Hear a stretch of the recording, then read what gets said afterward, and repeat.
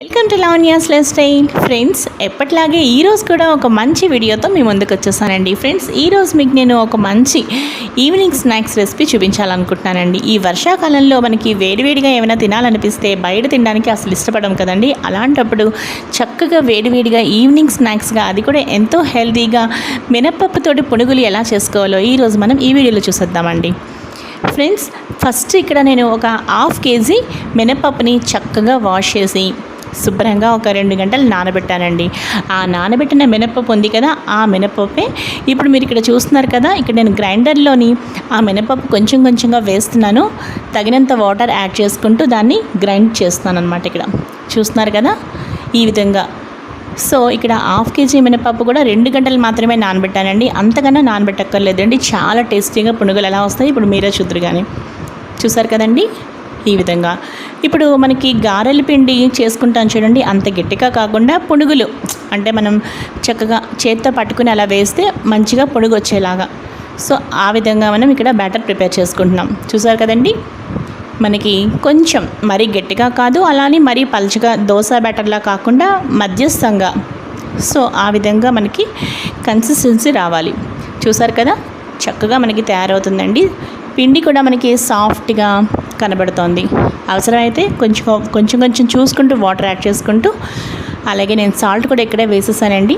So కంప్లీట్గా పునుగుల batter prepare అయిపోతుంది. చూసారు కదండి, ఇంత హెల్దీ స్నాక్ మనకి ఇంకెక్కడా దొరకదండి. మనం ఇందులో ఏమి మిక్స్ చేయకుండా చక్కగా పునుగులు వేసుకుంటాం.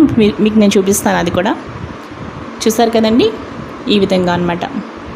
ఇది 25 to 30 minutes. మీరు కావాలంటే మిక్సీ జార్లో కూడా వేసుకోవచ్చు.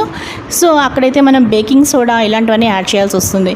ఇదైతే మాత్రం ఇక్కడ ఏమీ అక్కర్లేదండి. చూసారు కదా, ఈ విధంగా మనం చక్కగా గ్రైండర్లో అయితే చాలా సాఫ్ట్గా వస్తాయి, ప్లస్ టేస్ట్ కూడా బాగుంటాయి కదా. సో ఆ విధంగా నేను చక్కగా పునుగుల బ్యాటర్ ఈ విధంగా ప్రిపేర్ చేసేస్తున్నానండి. చూసారు కదా, ఇంకా మనకి దగ్గరగా ఇది ఒక 5 minutesలో ఇంకా నేను ఆఫ్ చేసేస్తానండి. సో అయిపోయింది, కనిపిస్తుంది కదా మనకి ఇక్కడ, ఇంకా తయారైపోయిందండి. సో ఇక్కడ నేను ఆఫ్ చేసేస్తున్నాను. ఇంకా ఇప్పుడు ఈ పునుగుల బ్యాటర్ మొత్తం కూడా ఒక చూసారు కదా, ఒక గిన్నెలోకి తీసుకున్నాను. దీనిలో జీలకర్ర, అలాగే అల్లం ముక్కలు, తర్వాత పచ్చిమిరపకాయ ముక్కలు వేసుకున్నానండి. చూసారు కదా, ఇప్పుడు వీటిని వేడివేడి ఆయిల్లో చక్కగా చిన్నగా పునుగులు వేసుకుంటున్నానండి. అలాగే 2 tablespoon బియ్యం పిండి మాత్రం కలిపానండి, ఎందుకంటే కొంచెం క్రిస్పీగా రావడం కోసం. అంతే, వేసినా వేయకపోయినా కూడా బాగానే వస్తాయండి. మీకు ఇంట్రెస్ట్ ఉంటే 2 స్పూన్లు బియ్యం పిండి వేసుకోండి, లేకపోయినా ఓకే. చూసారు కదా, చాలా చాలా చక్కగా మనకి ఇలా నూనెలో ఇలా వేయగానే పైకి ఇలా తేలుతున్నాయి అన్నమాట. చాలా బాగా మనకి బ్యాటర్ ప్రిపేర్ అయిందని ఇక్కడే అర్థమవుతుంది.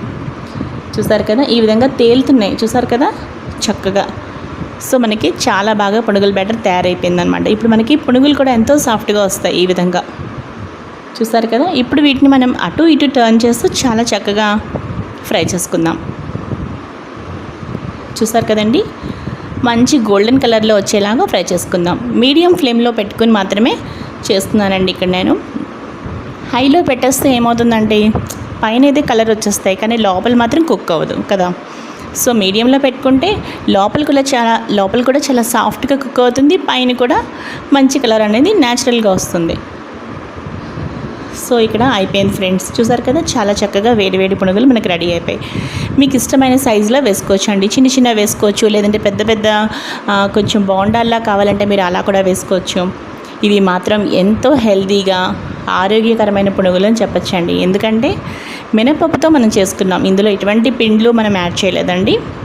చూసారు కదా, చాలా న్యాచురల్గా మినపప్పుతో మనం తయారు చేసుకున్నాం ఈ వేడివేడి పునుగులు. తప్పకుండా మీరు ట్రై చేయండి.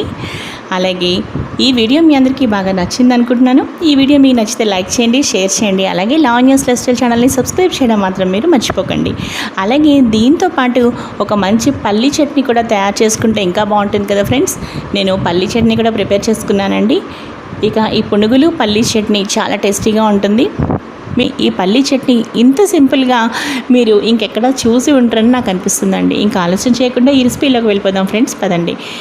ఫస్ట్ ఈ విధంగా నేను పల్లీ చట్నీ కోసం చూసారు కదండి, ఫస్ట్ మిక్సీ జార్లో ఈ విధంగా ఒక 12 పచ్చిమిరపకాయలు, తర్వాత గార్లిక్ క్లోవ్స్, ఇంకా సాల్ట్ వేసుకున్నానండి, సరిపడా సాల్ట్ వేసుకున్నాను. చూసారు కదండి. వీటిని ఈ విధంగా పక్కన పెట్టేసుకుని ఇప్పుడు ఇందాక మనం డీప్ ఫ్రై కోసం ఆయిల్ పెట్టుకున్నాం కదా, ఇప్పుడు దానిలో నేను ఈ విధంగా పల్లీల్ని చాలా చక్కగా అంటే లో ఫ్లేమ్ టు మీడియం ఫ్లేమ్లో మధ్యలో మనం పెట్టుకుని వీటిని వేయించుకోవాలండి. చాలా చక్కగా క్రిస్పీగా వేగాలన్నమాట. అంటే పచ్చిదనం అనేది లేకుండా చాలా చక్కగా వేయించుకోవాలి ఈ విధంగా. చూసారు కదండి. హై పెట్టకూడదండి, చక్కగా మీడియంలో పెట్టుకుని వేయించుకుంటే పలుకులు చాలా టేస్టీగా మనకి వేగుతాయి. చూసారు కదండి. ఈ విధంగా మనం ఈ విధంగా వేయించుకున్న ఈ పలుకులన్నింటినీ కూడా చక్కగా మిక్సీ జార్లో వేసేసుకోవాలి. ఇక మనకి పలుకులు కూడా చాలా చక్కగా వేగిపోయాయండి. చూసారు కదా. ఇప్పుడు మనం మిక్సీ జార్లో వేసేసుకుందాం. చూసారు కదండి. చాలా సింపుల్గా ఇంతేనండి ఇంగ్రీడియంట్స్. చూసారు కదా. ఒక 12 గ్రీన్ చిల్లీస్ వేసుకున్నాను, అలాగే గార్లిక్ క్లోవ్స్ వేసుకున్నాను, ఇంకా సాల్ట్ వేసుకున్నాను, అలాగే వేయించిన పలుకులు. వీటిని చక్కగా ఒక గ్లాస్ వాటర్ తోటి, ఇంకా తగినంతగా వాటర్, ఇంకా మీకు ఈ విధంగా స్మూత్గా రావాలి మనకి చట్నీ. చూసారు కదా. ఆ విధంగా అయ్యేలాగా చక్కగా తయారు చేసుకోవాలి. ఈరోజు రెసిపీ ఇదే ఫ్రెండ్స్. ఈ వీడియో మీకు నచ్చింది అనుకుంటున్నాను. ఈ వీడియో మీకు నచ్చితే లైక్ చేయండి, షేర్ చేయండి, అలాగే లావణ్యాస్ లైఫ్ స్టైల్ ఛానల్ని సబ్స్క్రైబ్ చేయడం మాత్రం మర్చిపోకండి. మరో మంచి వీడియోతో కలుస్తాను. అంతవరకు చూస్తూనే ఉండండి లావణ్యాస్ లైఫ్ స్టైల్.